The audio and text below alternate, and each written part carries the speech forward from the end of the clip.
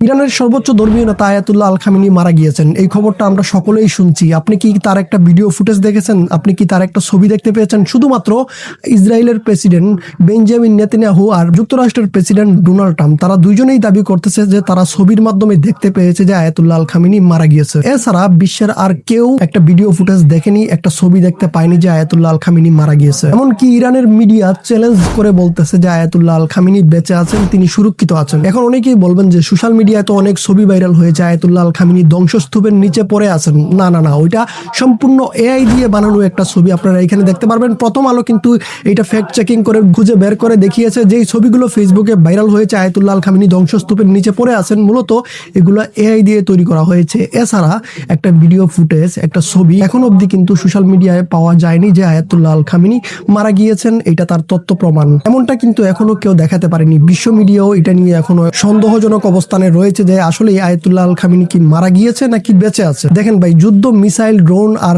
Rocket দিয়ে হয় না, কিছু ক্ষেত্রে যুদ্ধ বুদ্ধি দিয়েও করতে হয়। আয়াতুল্লাহ আল খামেনি 36 থেকে 37 বছর পর্যন্ত ইরানের ক্ষমতায় তিনি ছিলেন। আয়াতুল্লাহ আল খামেনি তার রাজনৈতিক জীবনে তিনি আমেরিকার ক্ষমতায় বারাক ওবামাকে দেখেছে, বুশ জুনিয়র সিনিয়রকে দেখেছে, জো বাইডেনকে দেখেছে, ডোনাল্ড ট্রাম্পকে দুইবার দেখছে। তো এইটা এখান থেকে স্পষ্ট হয়ে যায় যে তিনি একজন পাক্কা খেলোয়াড়। তিনি এত সহজে হার মেনে যাওয়ার মতো প্লেয়ার না। বিশ্বের একজন বড় ক্ষমতাশীল নেতা আয়াতুল্লাহ আল খামেনি তিনি মারা গিয়েছেন, কিন্তু তার কোনো ছবি নাই, কোনো ভিডিও ফুটেজ নাই। শুধুমাত্র আমরা লেখালেখির মাধ্যমে জানতে পারতেছি আর অমুক তমুকের মুখে শুনতে পারতেছি যে আয়াতুল্লাহ আল খামেনি মারা গিয়েছে। তিনি মারা গিয়ে থাকলে তো তাকে জানাজা করা হতো, লাখ লাখ মানুষ ওই জানাজায় অংশগ্রহণ করত। কিন্তু আপনারা দেখবেন যে জানাজারও কিন্তু কোনো খবর কোথাও পাওয়া যায় না।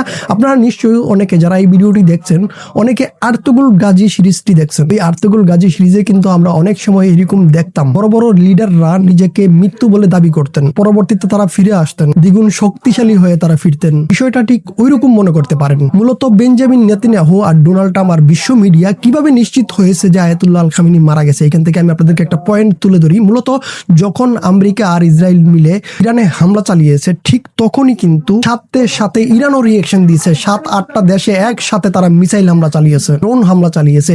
এইটা দেখার পর বিশ্ব মিডিয়া, বেঞ্জামিন নেতানিয়াহু আর ডোনাল্ড ট্রাম্প তারা কনফার্ম হয়ে গেছে যে হ্যাঁ, ইরান এত তাড়াতাড়ি রিপ্লাই করলো, ইরান এত তাড়াতাড়ি অ্যাকশন ব্যাক করলো, তার মানে একটা বড় কোনো রহস্য আছে। তারা মনে করতে শুরু করলো যে আয়াতুল্লাহ আল খামেনিকে তারা মারতে সক্ষম হয়েছে। ইরানের তাড়াতাড়ি রিয়েকশন করাটাকে তারা মনে করতেছে যে তারা তাদের হামলায় সবচেয়ে বড় ক্ষতিটা হয়তো ইরানের করে ফেলছে, এই জন্য ইরান তারা সাথে সাথে রিয়েকশন দিয়েছে। আর ইসরায়েল আর আমেরিকা এই হামলাটা কোথায় চালিয়েছে? আয়াতুল্লাহ আল খামেনির যে প্রাসাদ আছে সেই প্রাসাদে কিন্তু এই হামলাটা চালিয়েছে। এই অবস্থায় আপনারা একটা কথার উত্তর আমাকে দিবেন যে যুদ্ধ চলাকালীন অবস্থায় আয়াতুল্লাহ আল খামেনি কি তার ঘরে বসে থাকবেন, শুয়ে থাকবেন? এমনটা তো হতে পারে না। নিশ্চয়ই তিনি সুরক্ষিত কোনো জায়গায় গিয়ে বসে আছেন। যেহেতু এখন পর্যন্ত কোনো ছবি, কোনো ভিডিও ফুটেজ অথবা কালকে মারা গিয়েছেন তিনি, এখন অবধি যেহেতু তার জানাজা হয়নি, তার মানে তিনি এখনো জীবিত আছেন।